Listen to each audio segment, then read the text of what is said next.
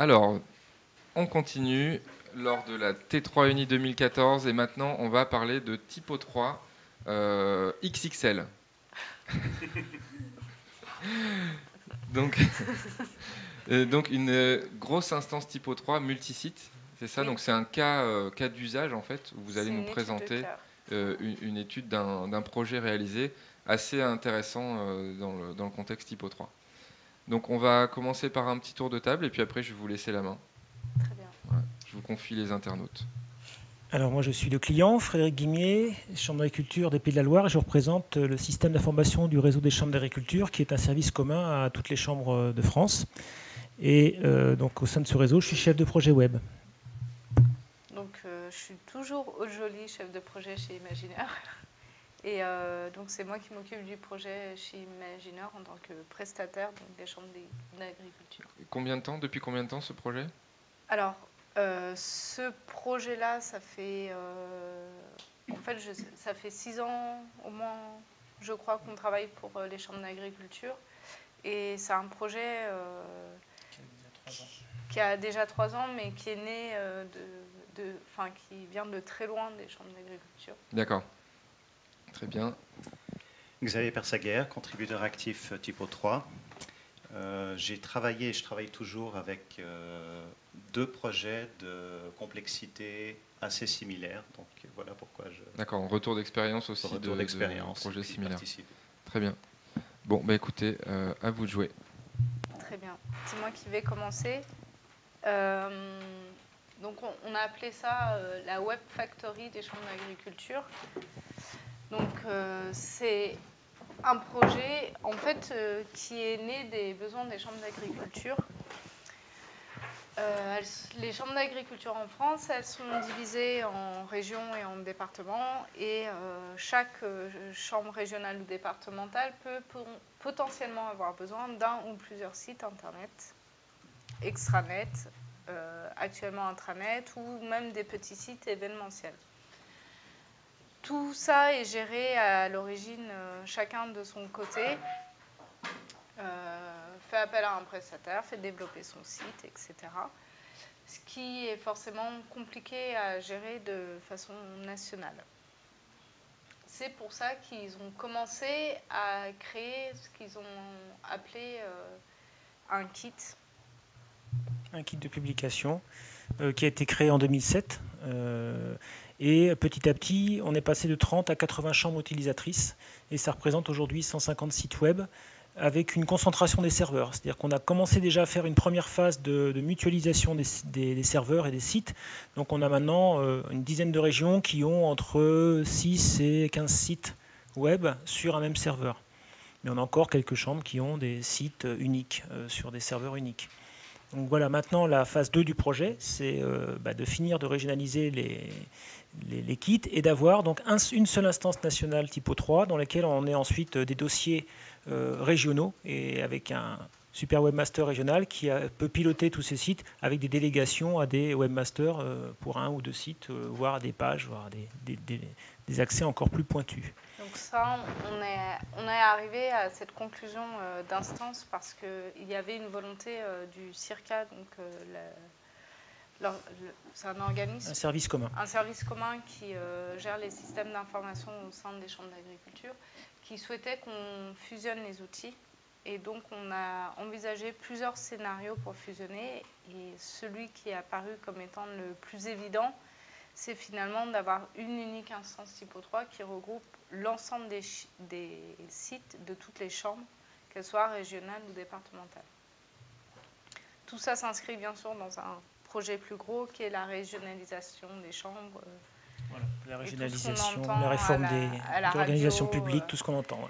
Voilà, que les régions fusionnent, tout ça, ça nous intéresse. Et donc aussi l'homogénéisation des différents sites, avec la possibilité, je pense, d'éviter d'avoir trop de contenus dupliqués ou des contenus dupliqués, des chartes graphiques qui ne correspondent pas à la charte graphique qui sont censés utiliser, etc.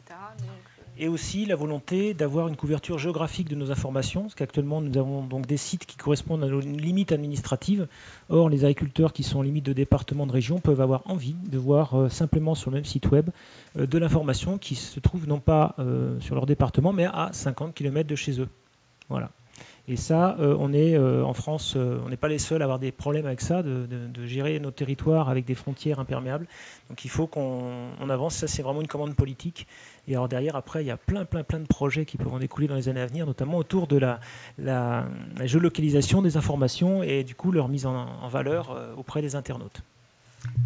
Donc de cet outil KIT aujourd'hui, donc qui est maintenu localement. Donc nous actuellement on maintient un kit qui est une sorte de coquille vide avec toutes les fonctionnalités et qui est ensuite déployé localement en région ou dans les départements.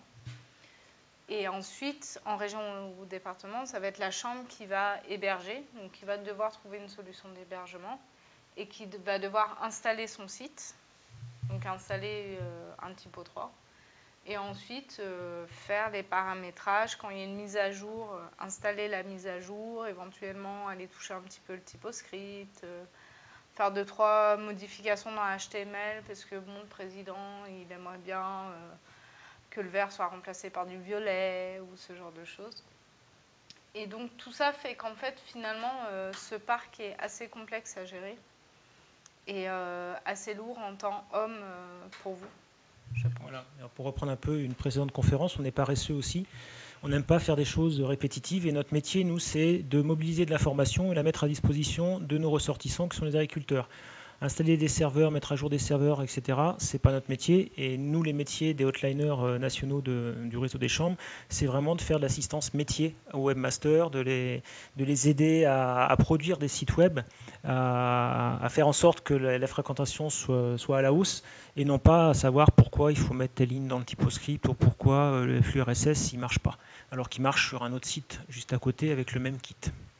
Donc c'est le premier outil qui a été créé sur Typo 3, qui a très bien vécu, qui a aussi beaucoup évolué, parce que par exemple il a été créé en template voilà, et aujourd'hui la dernière version n'est plus en template voilà. Donc c'est un outil qui a beaucoup évolué et qui permet aujourd'hui aux chambres d'imaginer un outil beaucoup plus mature et de ne pas partir de zéro. C'est sûr qu'entre les premiers cahiers des charges qu'on faisait, le cahier de spec et nos specs aujourd'hui, on n'écrit plus la même chose, donc c'est peut-être un peu plus précis ce qu'on raconte. Donc ça facilite aussi la vie des prestataires qui travaillent pour nous. Donc demain, ce projet il s'appelle Opus, comme outil de publication unique des sites internet et extranet des chambres d'agriculture. Voilà, on aime bien les acronymes, en fait c'est parce qu'on a toute une gamme d'outils qui commencent par des noms en haut et qui font référence à la musique. Voilà, après c'est la communication interne. Donc ce sera un outil unique avec une maintenance simplifiée puisqu'on aura à gérer plus qu'une seule instance Typo 3. Alors simplifié, on va voir si c'est vraiment simplifié dans les diapos qui suivent. Que pour pouvoir gérer autant de charges, ça ne va pas être facile. Avec des templates HTML et CSS communs, des contenus mutualisés, un unique hébergement et des fonctionnalités du coup communes. Avec le superbe schéma qui vient des chambres d'agriculture. Qui a dû être piqué sur le web, donc on le mettra, on va le masquer pour pas qu'on nous accuse. C'est le schéma de la fusion. Donc ce projet, avant tout pour que ça fonctionne, il a fallu quand même l'organiser. Et avant même de commencer le projet, on a dû quand même faire une analyse des risques, organiser des groupes de travail, définir un cadre du projet et des phases de projet. Quand je dis on, je ne parle pas d'imagineurs. En fait, je parle d'un travail commun fait entre les chambres d'agriculture et imagineurs. Tout avait commencé par un séminaire qui était de dire bon, est-ce que ça vaut le coup d'y aller, pourquoi, avantages, inconvénients. Après on a dit on va y aller mais il faut d'abord faire une étude technique et donc il y avait plusieurs possibilités. On a même par exemple on s'est posé la question de savoir si on n'a pas besoin de mettre les bases en PostgreSQL plutôt que de rester en MySQL. Enfin on allait assez loin dans les questions. fois qu'on a fait tout ça, on est parti sur une phase de conception donc, qui dure vraiment depuis janvier, on peut dire. Oui, c'est ça. Une rédaction collaborative des spécifications techniques. Donc Imagineur a accès à notre outil collaboratif qui repose sur une plateforme Alfresco Share. Et voilà, on dialogue avec des wikis, tout le monde valide, donc on est une équipe d'à peu près une dizaine de personnes, plus des personnes qu'on va faire intervenir en fonction des métiers. Par exemple, pour la charte graphique, on a fait intervenir des chargés de communication de plusieurs régions qui sont extérieurs à l'équipe d'administration du système KitWeb. Donc comme ça, ensemble, on définit des spécifications fonctionnelles, l'arborescence, les zonings. Et on mouille les métiers pour qu'après ils ne viennent pas nous dire mais nous on voulait ça. Non, vous avez signé avant, maintenant vous vous êtes engagé. Et ça aussi, ça fait partie du jeu. De la conception, mais aussi, voilà, il y a des choses très techniques qui vont être liées à Typo 3, donc tout ça. Mais aussi des choses qui sont liées à l'humain et au projet en interne. C'est les guides d'accompagnement, les chartes éditoriales, tout ce qui est la documentation. La formation. On est en train d'imaginer un outil tout à fait exceptionnel. Mais il faut ensuite que les gens y adhèrent et l'utilisent, parce que si au final personne ne veut utiliser cet outil, on aura travaillé pour rien. Alors on a à notre crédit le fait qu'on est parti avec 30 chambres qui étaient volontaires. C'était un peu cette logique des pilotes finalement. Voilà, des pilotes, et après ça a fonctionné, et du coup maintenant on a 80 chambres. Donc le fait de passer de 80 avec un peu plus de 100 chambres, on est dans une logique où maintenant les derniers suiveurs vont nous rejoindre. Il n'y a pas de remise en cause de l'outil. D'emblée, Typo 3 n'est pas remis en cause, il est validé en tant que tel. Les gens ont l'habitude, ont vécu des migrations, ont vécu des transferts de données, etc. Donc ils font confiance globalement à l'équipe chambre et prestataire. Et ça facilite aussi la migration, je pense, en ayant une montée en charge du nombre d'utilisateurs par palier. Voilà. Et donc, par exemple, ne serait-ce que pour la 6.2, ce qui est intéressant, c'est quand on annonce aux gens que le back-end, ça ne va pas trop changer, même si derrière, il y a plein de choses qui changent, c'est rassurant. Et puis nous, en termes de formation vis-à-vis de nos décideurs, dire qu'on va avoir à former plusieurs centaines de personnes, qu'on leur dit que là, en responsive design, charte graphique complètement changée, etc., ce qu'on va voir. Oui, mais derrière, le back-office, ça reste à peu près pareil. Et ça, on parlait des atouts de Typo 3, c'est un atout. Ça, c'est un atout. Cette constance dans... On entendait aussi il y a 2 jours des révolutions. Oui, le back-end, il n'est pas sexy. Oui, sauf que la stabilité, c'est aussi un avantage. C'est que quand on change trop les choses, ça veut dire qu'on reforme tout le monde à partir de la base. Et quand on a beaucoup d'utilisateurs, il y a un coût. Exactement, oui, c'est un avantage réel de pouvoir dire on fait une mise à jour majeure, mais ne vous en faites pas, ça ne change pas, vraiment. Et donc pour tout ça, on tenait quand même à bien mettre en avant le fait que c'est vraiment un travail collaboratif entre Imagineur et la PCA. Et des fois ils ont raison, il y a des fois on a raison. Voilà, et que donc on a tort aussi tous les deux, alternativement. Qu'on travaille vraiment en commun aussi. À terme. Chez Imagineur, donc il y a moi qui est le chef de projet. Bien sûr, il y a une équipe derrière pour travailler sur le projet. Je ne suis pas toute seule chez Imagineur. Il y a des développeurs, des intégrateurs, des créatifs. Et à la PCA, il y a aussi un chef de projet avec qui je travaille en lien, donc qui n'est pas Frédéric. Et toutes les deux, on a notre objectif qui est mener à bien le projet Opus, et on travaille vraiment ensemble. Et c'est une approche qui est, qu'on n'a pas l'occasion souvent d'avoir vraiment aussi poussée quand on travaille avec des clients. En général, les choses vont vite. C'est plutôt, il y a un cahier des charges, le prestataire répond au cahier des charges. Le client, il va faire des ajustements, des choses comme ça, et puis après, il va avoir son projet livré, et puis c'est fini. Là, c'est vraiment tout se fait en commun, et nous, on est impliqués dans toutes les étapes, et comme vous êtes impliqués aussi dans toutes les étapes, puisque, par exemple, là, on est en train de mettre en place les protocoles de test. où donc on va monter des équipes pour tester le front-end, le back-end, etc. Mais c'est pas que Imagineur, c'est vraiment toute l'équipe. Voilà.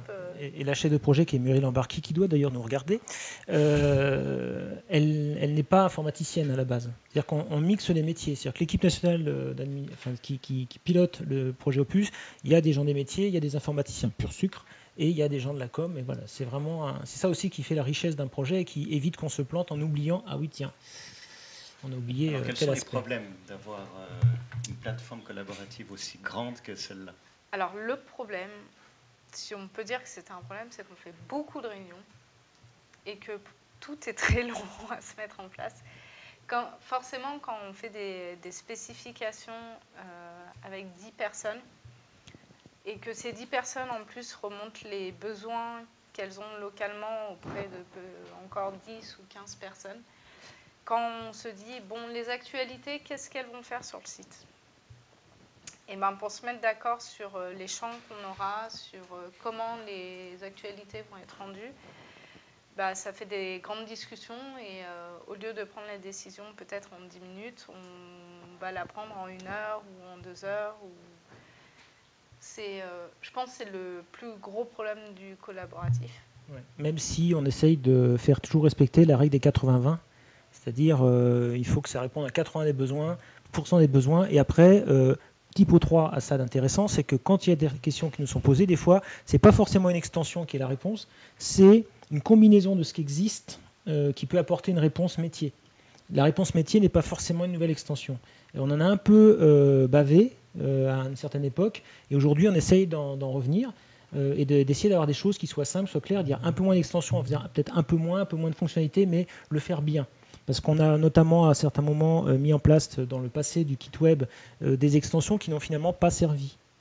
Alors, on ne peut pas réussir tout le temps, mais on doit avoir un taux d'extension mis en place et qui ne servent pas, qui doit rester faible. S'il est élevé, c'est qu'on est allé trop loin dans le coût humain, donc il y a eu des coûts, et après il y a des insatisfactions. Donc ça, on essaye de faire un peu la part des choses, et après ça fait partie de notre boulot, nous de l'équipe nationale, après d'aller vers les utilisateurs en disant écoutez, ça on est désolé, c'est pas la version Opus V1, ce sera peut-être une Opus V2, et on attendra aussi qu'on ait une demande de l'ensemble des chambres. C'est une chambre qui fait une demande, elle ne va pas avoir raison. Il faut qu'elle fédère autour d'elle une communauté d'utilisateurs pour dire, voilà, on est déjà 10, 15, 20 à vouloir la chose. Et là, on va dire, bon, maintenant, ça va remonter dans le haut de la pile en fonction des moyens, parce qu'on a des moyens qui sont limités, puisqu'on a plein de projets informatiques, systèmes d'information, il n'y a pas que Opus. Et donc, au niveau technique, est-ce que tu peux nous montrer un petit peu comment vous organisez un projet Typo 3 de cette taille-là?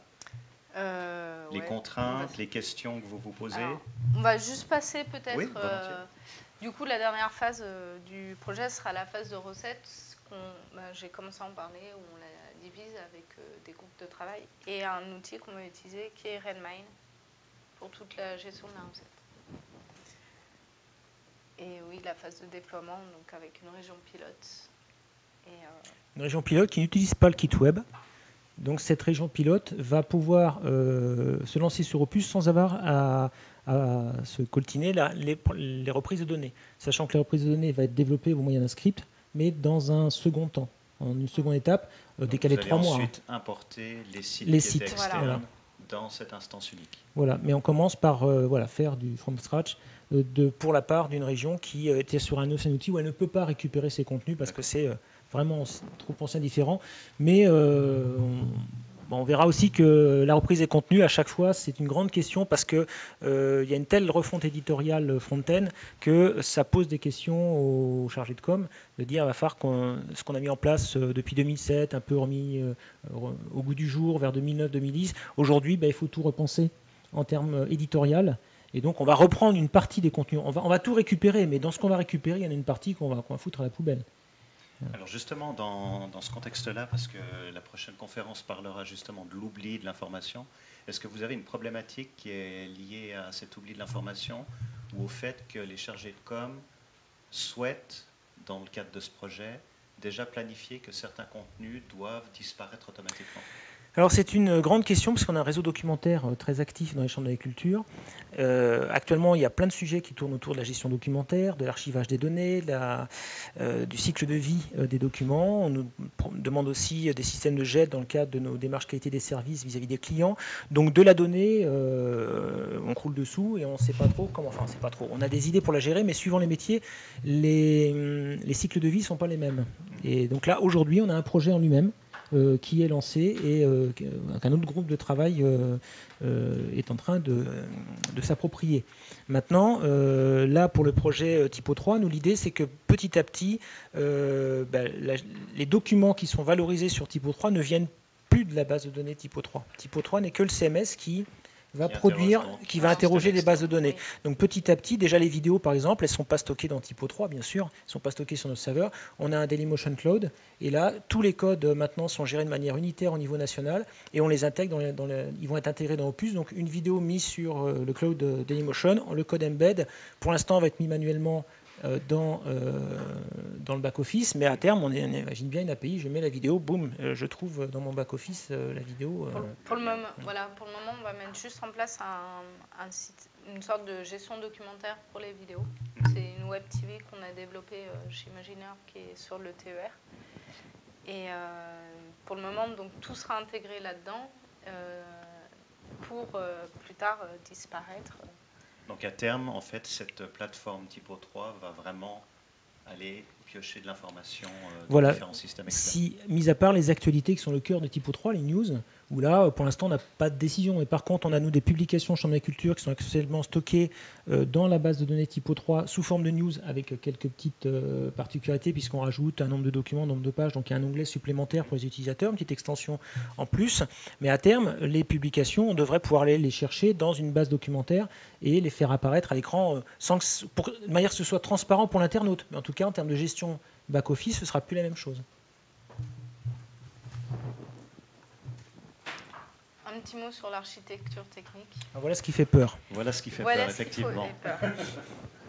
Alors l'architecture technique, c'est une grande question parce que Imagineur, on n'est pas des hébergeurs. On sait héberger un site, mais nous ne sommes pas. C'est un vrai métier l'hébergement et ce n'est pas le nôtre. Et le travail de l'hébergement, donc, c'est fait par un autre prestataire pour les chambres d'agriculture. Voilà. Et il est en cours. Il est en lien avec nous, ce qu'on appelle une équipe nationale d'administration, c'est-à-dire qu'on a maintenant un hébergeur mutualisé national, qui se trouve être la société Claranet, actuellement, de par un marché public, et on y héberge notre intranet national, on va héberger plein d'applications petit à petit, et notamment, il a été décidé qu'Opus fait partie de cette sphère de l'hébergement national. Voilà, donc on est parti initialement le schéma devait y avoir 2 ou 3 machines. Voilà, à l'origine on a proposé un schéma simple avec quelques machines et puis au fil des mois le schéma s'est un tout petit peu complexifié. L'idée est quand même d'avoir des serveurs répliqués pour répartir les charges, donc c'est pour ça qu'on a plusieurs serveurs Apache, d'avoir un load balancer pour répartir sur les différents serveurs, jusque-là c'est logique. On voulait rajouter en front un petit serveur de cache pour favoriser la distribution des pages. Oui, serveur de cache que du coup on a dupliqué au cas où le premier il tombe. Là-dessus, comme la recherche se fera via Solaire et que la gestion des statistiques du site se fait via Piwik, on a un petit serveur pour chaque. Surtout que le Piwik, c'est un Piwik mutualisé avec d'autres outils. Oui. Donc il ne servira pas que pour ce site Typo 3, ce serait trop simple. Et donc là-dessus, on a rajouté en plus un cluster MySQL parce que pour nous, un des risques avec des grosses structures Typo 3, c'est la surcharge MySQL, puisqu'on sait que Typo 3 est très gourmand en ressources MySQL, qui fait beaucoup de requêtes, et donc il faut ça. Après, techniquement, comment tout ça va fonctionner réellement, qu'est-ce qui sera stocké où exactement, on n'en est pas encore bien sûr. Enfin, moi, personnellement. Et c'est vrai qu'on attend encore des retours de l'hébergeur. Alors là, les internautes un peu techniques vont tout de suite dire qu'avec le schéma qui est tellement joli, il manque un deuxième load balancer au cas où le premier tombe. Oui, c'est vrai. Personne ne nous l'a dit. C'est vrai. Petite question. Les serveurs PHP, où sont-ils? Les serveurs PHP, c'est les serveurs Apache. Vous avez mis Apache et PHP sur la même machine? Oui.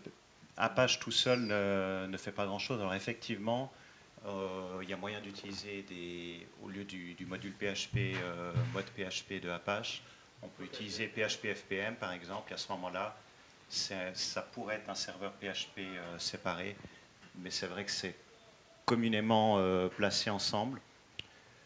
Donc, bon, là, ce qu'il faut dire, c'est que c'est une infrastructure qui permet vraiment d'évoluer avec la montée en charge. Et puis que vous avez combien de visites?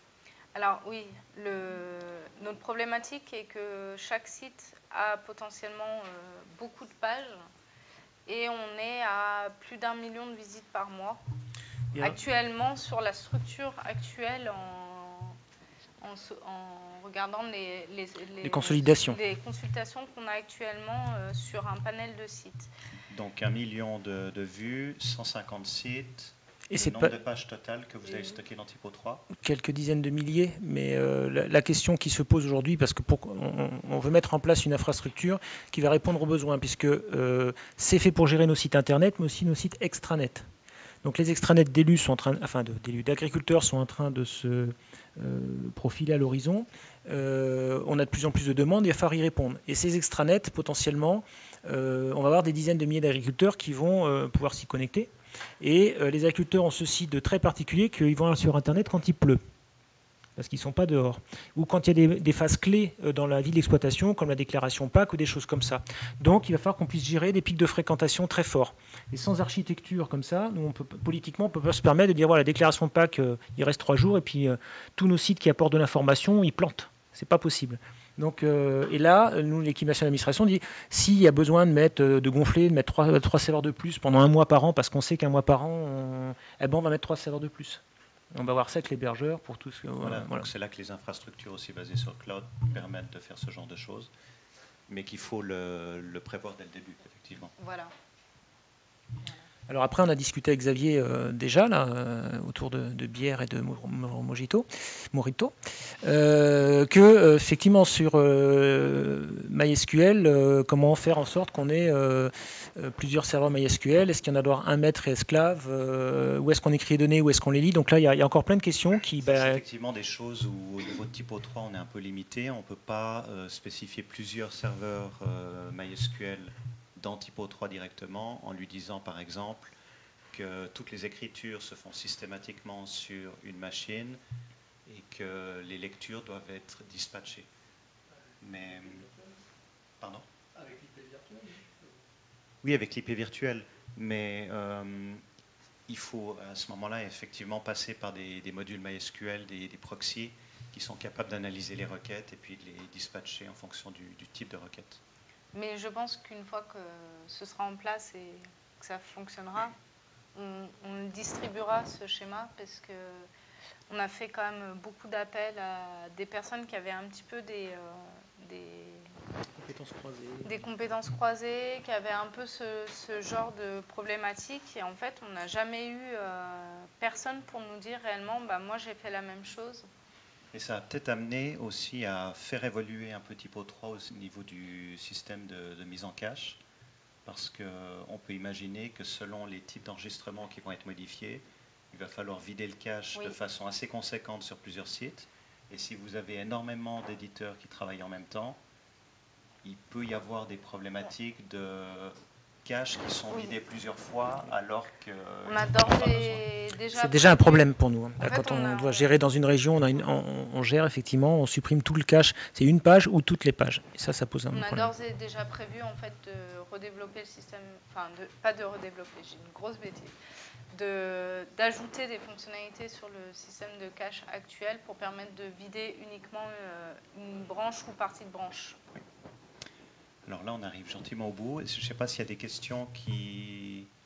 Il y avait plein de choses. Il y a plein de choses, mais il y a... Point de vue authentification des utilisateurs, combien à peu près d'utilisateurs doivent être authentifiés ou est-ce que... Front-end ou back-end? Alors la Est-ce question que c'est vous les faites authentificateurs. une différence entre le front-end et le back-end? Oui, alors dans un premier temps, déjà d'emblée, l'authentification front-end repose sur un annuaire LDAP national qui nous centralise tous les agriculteurs potentiels. Enfin, une chambre voudra faire un extranet, il faudra qu'elle remonte ses agriculteurs dans le LDAP national qui lui sera le seul annuaire qui permettra d'authentifier le front-end. Pour le back-end, comme on ne peut pas tout faire en même temps, que là vous avez vu, on a déjà... Voilà, le back-end, on a décidé que dans un premier temps, il serait non LDAP, c'est-à-dire manuel, parce qu'on ne va pas mettre toutes les régions d'un coup et qu'on va commencer par mettre quelques dizaines d'utilisateurs. Donc on ne voulait pas se rajouter un fusil en face de nous chargé, voilà, et que ça nous pète à la figure. Donc on a dit on va faire ça, d'autant plus que aujourd'hui on se pose la question sur qui publie en back-end et pourquoi. On a beaucoup de publicateurs back-end qui ne font que publier de la news et que demain, peut-être que la news, ça va être soit un formulaire, soit une proposition depuis le front-end, sans authentification, éventuellement même, et de façon à ce que, voilà, on est vraiment que des gens réguliers. Moi, je vois, puisqu'on a les stats dans les back-office, on voit que des gens se connectent au back-end une fois tous les 3, 4, 5 mois. Moi, je dis, ils n'ont rien à faire dans un back-end, ces gens-là. Voilà, ceux qui se connectent tous les jours ou plusieurs fois par semaine, oui, les autres, non. Il faut trouver d'autres solutions. C'est pas l'accès back-end qui est la solution à ces personnes-là. Des éditions avec des plugins dédiés en front-end. Oui, voilà. Donc ça, c'est des choses qu'on travaillera de dans un deuxième temps, en disant est-ce qu'on On travaille avait évoqué par exemple hier à une époque où on avait l'appli iPhone qui permettait d'ajouter des news directement. C'est tout à fait le genre d'outil en fait qui serait utile aux chambres. Moi, si j'annonce aux chargés de com que demain dans Typo 3 ils ont leur smartphone, ils prennent la photo, ils tapent un texte, un teaser et machin, et ils le balancent sur le site web depuis leur smartphone, là on se fait des amis quoi. Et en termes de popularité, c'est extraordinaire. On sait ce qu'il nous reste à faire. Voilà. Non, mais il faut en profiter, il y a des développeurs dans la salle. Donc... J'ai passé les slides pendant qu'on parlait. Ouais. Ma question c'était surtout sur le comptable. Voilà. Donc en sachant qu'il y a quand même, on a derrière tout ça techniquement une grosse problématique par rapport aux chartes graphiques. Parce que même s'il y a une charte graphique commune, donc on a 3 chartes graphiques, une pour les sites institutionnels, une pour les extranets et une pour les sites événementiels. Même si c'est une charte graphique commune, on ne peut pas imaginer que 150 sites soient faits exactement de la même façon. Donc en fait, on a mis en place un outil on va mettre en place un outil de génération de sites qui permettra de choisir dans la charte graphique des thèmes. Et dans ces thèmes, de personnaliser ces contenus. Donc un thème, en fait, c'est un ensemble de couleurs prédéfinies. Et donc, on pourra choisir ces types de blocs seront de telle couleur, ces types de blocs seront de telle couleur, etc.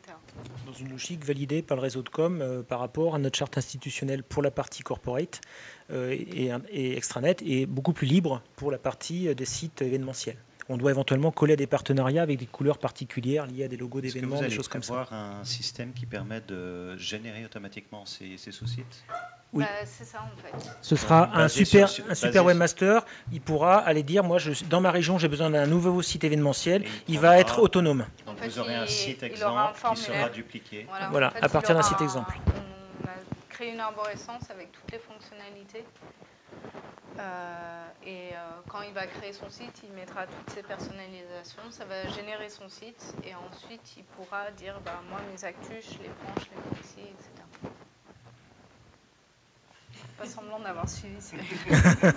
Non mais je voyais que vous parliez de comment pouvoir changer la charte graphique. C'est la dernière diapo. D'un mini-site. Ça c'est une thématique qu'on avait présentée l'année dernière. Où en fait quand on utilise un système de templating qui est basé sur des skins qui sont compatibles entre eux, ça permet justement de faire ce genre de choses, de dire on a un thème et puis on veut changer le thème et donc on peut modifier l'apparence graphique. Mais c'est vrai que ça fait partie des problématiques de l'usine à sites qui sont difficiles à résoudre complètement, surtout quand on est dans un contexte où il y a déjà des sites créés. Là, ça sera résolu. Ouais. Et on a, nous, en plus, une question, c'est sur les sauvegardes, parce que les chambres d'agriculture ne sont pas présentes qu'en France métropolitaine. On a des chambres d'agriculture, Réunion, Guadeloupe, Martinique, Nouvelle-Calédonie, ce qui fait que nous, il faut que ce soit disponible 24 heures sur 24. Voilà. On va peut-être trouver l'heure où on va pouvoir faire la maintenance qui convient. Alors, ils sont en train de manger à un endroit, dormir à l'autre. Voilà, mais c'est des problématiques auxquelles on a découvert en faisant le projet. Ok, très bien. On peut continuer. On peut continuer encore des heures, j'en suis sûr. On a tenu à peu près notre temps, parfait. 35 Oui, minutes. très bien. Bon, bonne gestion du temps. Merci beaucoup pour cette présentation. On va bientôt continuer.